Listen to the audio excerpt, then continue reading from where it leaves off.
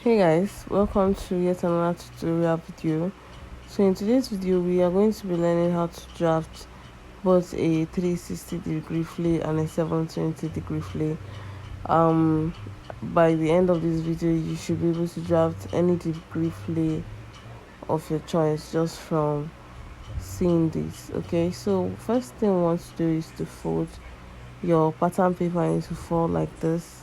After folding, to go about the measurements now, I'm going to be writing the length, the L, which is going to be length of the flay. So it's going to be 8 inches, right? Then for the waist, which is going to be the round waist, it's going to be 26. Now 26 divided by 2. So the 26 divided by 2, so since we are cutting a 720-degree flay, so we'll have to divide our measurements into 2. So 1 into 2, that's 26 divided by 2, so is equals to 13. So 13 for one particular 360-degree flay and 13 for the other one. So 2 flays together will give us 720-degree flay. Okay, but see, if you want to draft a 360-degree flay, you don't need to divide that your waist measurements into 2. Okay, but if you want a 720-degree flay, 360 plus 360 is 720, so you have to divide your measurement into 2. Okay, now let's go straight into it. Since we are cutting a 720-degree flay, our waist measurements we divided into 2, so 13 for 1 degree and 13 for 1 degree of flay. So if you join both of them together, it's going to give you 26, but the flay is going to be fuller. Okay, now because of we folded our fabric into pattern paper into 4, that 13 is going to be divided into 4. So what we have here is 3.25. Now the circumference that we're going to have at this edge, not on this part either, on the folded edge, not on this part either, here now it's going to be 3.5. so we are going to be coming down by, I don't know, but by the time we calculate it, it should be 3.5. okay, 3.25. So the circumference like this should be 3.25 by the time we are done. So from that folded edge now, I am going to be coming down by 1.5 or 2 inches. Let's just make it 2 inches. Okay, so I'm going to be coming down from the folded edge by 2 inches all around until I get like a semicircle. Do you understand? So from the edge I'm going to be marking 2 inches, then I'll just connect the dots into a very fine curve. Now you see those tiny dots, I am going to be measuring it. Remember what we are looking for is 3.25, right? So I'm going to be measuring round that curve. So what I just did was just to make my tape a little bit flexible and then just measure it out. Okay, so by the time I measure it out, it was 3.25. So I knew that, okay, it's good. But if it's not, then you can always make adjustments, increase the number from, let's say it's lesser, just increase the 2 inches that you went around from the top by, increase it to maybe 2.5 and then remeasure. Okay, just let's cross check until you get the perfect number you want. Okay, so I've measured that and what I had was 3.25, so it's good. So now from that curved area, I am going to be marking the length. Remember the length I wrote as 8 inches. I am going to be marking 8 inches around this pattern paper, but I'm going to be starting from that 3.25 line. Okay, you see what I'm doing?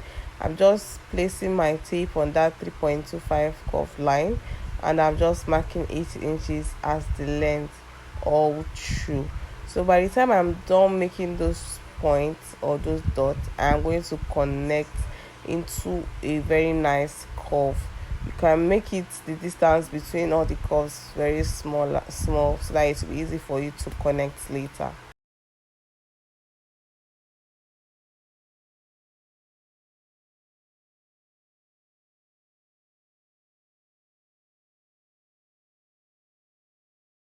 So now that that is done, I am going to be cutting through this curve.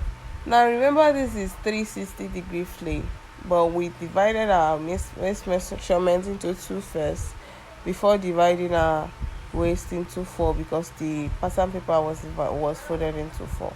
I don't know if that makes sense.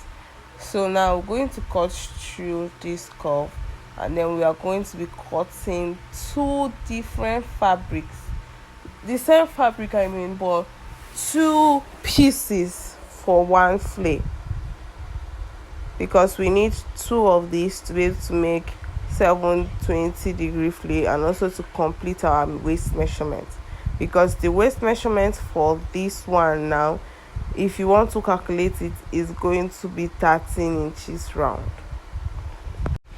So we need to cut this flay into two pieces, but on the same type of fabric. We are just going to be joining it at the end of the day, just to have this fuller effect instead of having gathers around the waist area. Okay, the flay is going to be fuller, but you did not gather it up. I don't know if I make sense. So let's just go ahead now and replicate this on the fabric. So I've gone ahead to cut out all the pieces I'll be needing. So I want this to be two steps, one for the top and one for the bottom, the same degree of flay, and also the same waistline. Okay, so that means for just one will be longer than the other one. That means I'm going to be cutting four pieces of this particular flay, just that one length two of those pieces will be longer than the remaining two. Do you see what we have here? The same waistline but different length. So each particular piece now is going to be having a partner, just to complete the 720 and also to complete the waistline. Okay, so this one is the one that is going to be on top, while the one below is going to be the one that's going to be below. I don't know if I'm yapping too much. Just watch what I'm doing. I also do the same thing on yours. So I will be taking the upper part, which is the shorter part now, and since I'll be taking the upper part, which is the shorter part, and you can see what I have here. The waist area is literally the same thing. Now the only differences between the pattern paper and this fabric is that I added half of an inch around it. Okay, I added half of an inch around the pattern paper. So I'm just trying to make it equal for you to be able to see the seam that I added. So I added on the edges, and that's just basically it.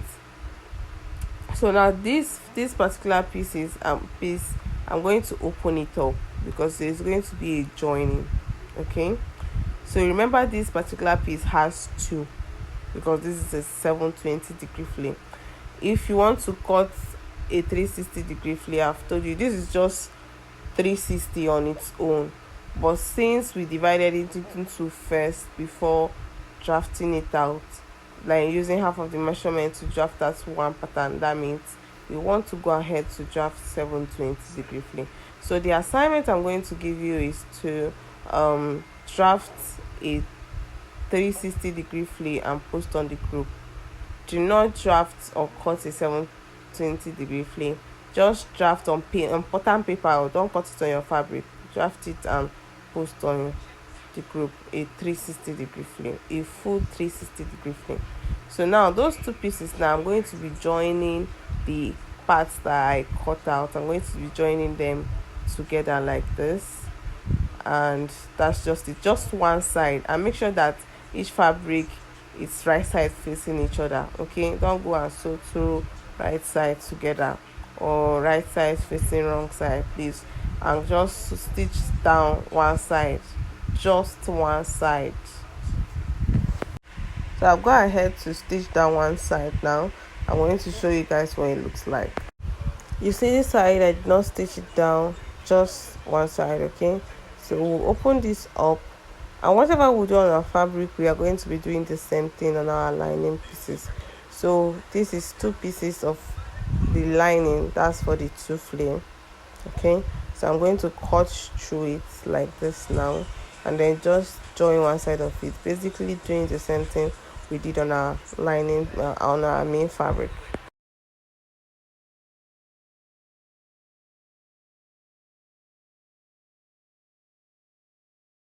Now that I've stitched the two lining piece together, so this is what it's looking like.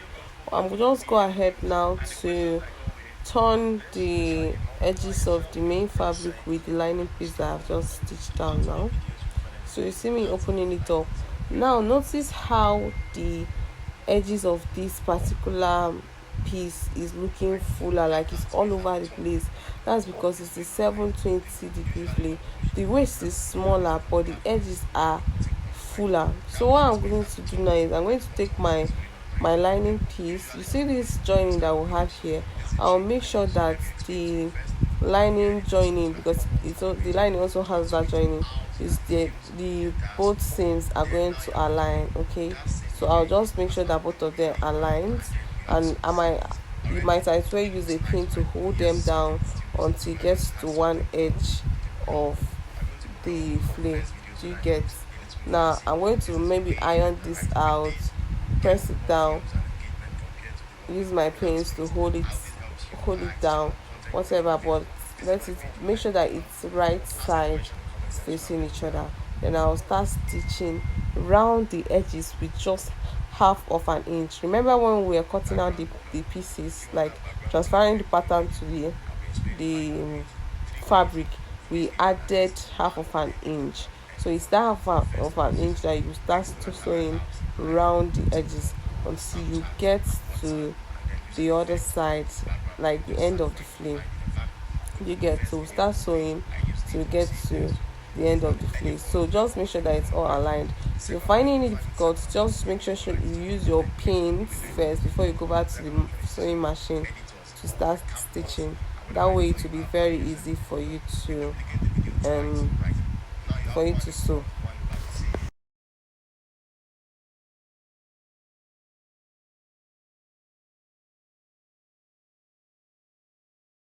So now when I get to the edge, I am going to stitch across like this, and then just close up that edge on the other side as well. Okay, so let's just go over to sewing machine and do just that. So I've gone ahead to do that, and the before we turn over, we want to use our scissors to make notches, tiny tiny tiny notches. So I'm going to be trimming out the excesses on this side. Okay, so by the time you turn your fabric, it's not going to be pulling, and like it will not just be relaxed. So by the time you make those notches, it will make the fabric relax when you turn it out. So if you turn it out, you're going to give it a good press, and your clothes is looking sweet and clean. So just give it that notch all around the edges, and make sure that you're very careful not to go and um cut open your stitches. Okay, but just give it a little notch, all the way around the edges. So let's keep that aside and move to the longer part of the flame. Just like we did for the shorter part, you can see this one is a bit very long. So what I just did was just to add extra 2 inches to the main pattern.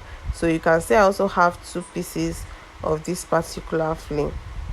Why not? Because I'm cutting a 720-degree flame. All right, so I've also gone ahead to also cut the lining pieces for it. So I'm going to repeat the same thing I did for the shorter part. So I went ahead to do that off camera, since it's just the same procedure with the shorter part of the flame, and I've also gone ahead to make those notches. So now I'm going to be turning out the flame. Okay, turn it out.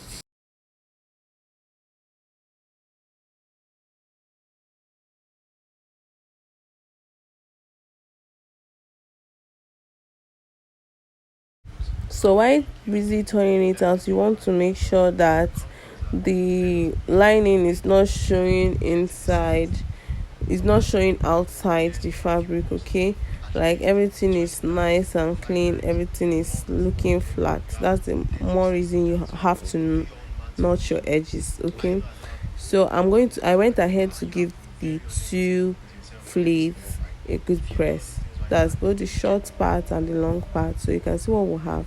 Now I'm going to be aligning both the short and the long flay on top of each other like this. That's the short one on top of the long one. Okay, so make sure that that joining that we had at the center, let it be touching each other. You might want to use your pins here to hold down that the waist area. Okay, so what I'm doing, I'm trying to make it align, make it uniform. Then I'll just use my pins to hold it down if I'm finding it difficult to maybe lay them flat. So I'm going to go over to the sewing machine now and just stitch the both of them together on that waist area. Okay, on this curve that we have in the middle. So I'm just going to go to the sewing machine and sew it down. Make sure that the joining we have at the middle, the both of them are touching each other, both the long flay and the short flay. Make sure that they are touching each other, please. So if this is all nice and flat and they are all in one piece, then you can go back to the sewing machine and make your stitches. So I have stitched them down, and this is what we have it looking like. So this excites me so much because it came out looking so nice and so beautiful. So now the next thing we want to do, because this is a detachable flay, we want to attach the band. But let's say you want to add it to your dress, maybe your top, whatever it is, then just go ahead and add it to the waist area. But this is a detachable flay and I want to add it to my waistband. Okay, so I just cut 2.5 inches on fold, and then I made a notch to know where the middle is. So what I'm going to do now is I am going to be I'll open up the band, as you can see. So from one edge to another is 5 inches, but on fold is 2.5 inches. Okay, so from this I'm going to mark my waistline. That's my round waist divided by 2. I'm going to be marking it on one side. That's from the notch point. You see the notch point there. So what I have is 13 inches. So I'm marking 13 inches on both sides. So from one point that I marked to the other point that I marked, at the end of the day is 26 inches, which is my round waist measurement, right? So now I'm going to check if what I did was accurate, and I'll place it there now and check. So while placing your flay on it, make sure it's that joining part that is on that notch area on the waistband. Okay, so if you notice that it's a little bit too much from where you marked it, you can just split it in a little, maybe just fold it in a little so that it just matches up with the measurement you have on the band. Okay, you see what I did here? I just folded some of it in so that it matches up with the measurement I have there. It's better that it's tighter, or maybe it not get to that point than it's too loose and too big for your waistline. Okay, so I'm going to go back to the sewing machine and join it. And mind you, this is right side facing each other on the waistband. So I've done that now, and what we are going to do now is just to close this up. So remember, I opened up the band, so now I'm going to be closing it up, and we stitch it with 1/2 inch, and we will need 2 inches for just the waistband. So I'm going to be closing it up with 1/2 inch. So what I did now was just to overlap it, and then I'll be folding in 1/2 inch, making sure that it's closing the edges, the rough edges. Do you see it anymore? No. So just be folding it, keep stitching until you get to the end. So I've stitched down this in place, and when I got to the end, I just kept, after the flay, you notice that there's nothing to keep, like, to cover up. Then just fold them in together and keep stitch. I don't know if what I'm saying makes sense. But if you find it difficult, just ask question.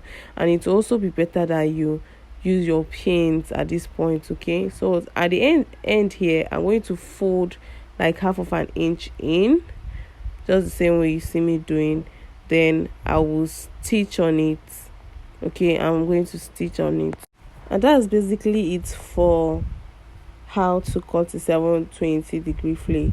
So do not forget to make yours a 360-degree flay, and let me know if you understand. Submit it in the group and let me analyze. In case you have any questions for me before you go out ahead and cut it on your fabric or transfer the patterns on your fabric, please do, and I'll be available to answer. Okay, so thank you so much for watching.